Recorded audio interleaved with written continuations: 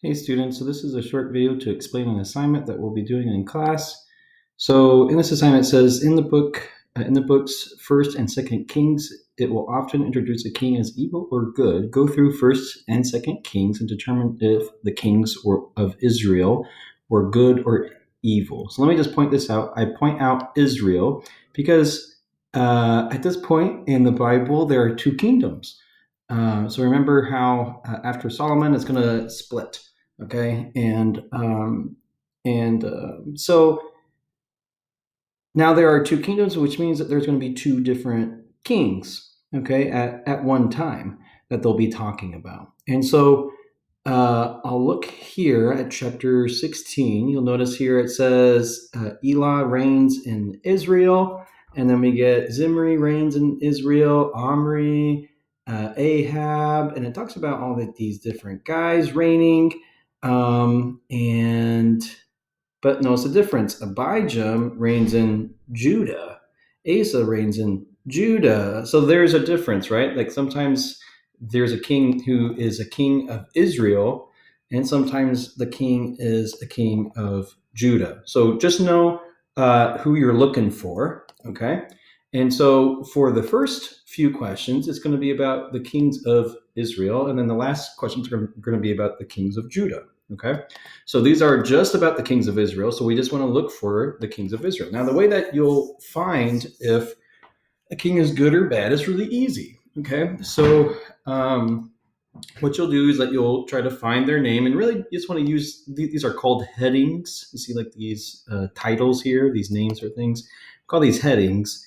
You just want to read the headings really to try to find where your king is. You don't have to read every word in the chapters or anything like that. And so what I'm going to do is if I was working on Judah, I'd look, okay, so I got my king here, and let's see, and it said he reigned for 3 years.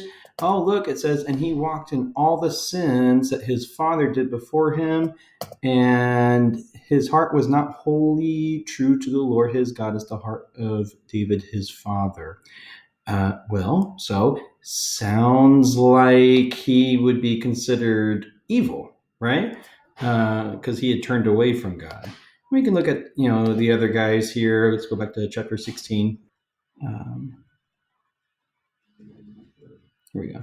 Omri did what was evil in the sight of the Lord, and did more evil than all who were before him. Then we get Ahab, and Ahab, the son of Omri. Okay, so it's just super easy, guys. And sometimes what you'll have to do is that you'll have to go through these different chapters, and there will be sometimes a long time before you see another king.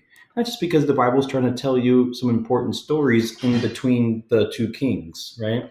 And so Elijah, he's going to be talking to Ahab a lot. So we're going to have a few chapters about Elijah talking to the king of Israel, the king of Ahab. So it says Elijah confronts Ahab, blah, blah, blah, blah. Elijah, nothing about kings so far. Okay, well, let's just keep on going.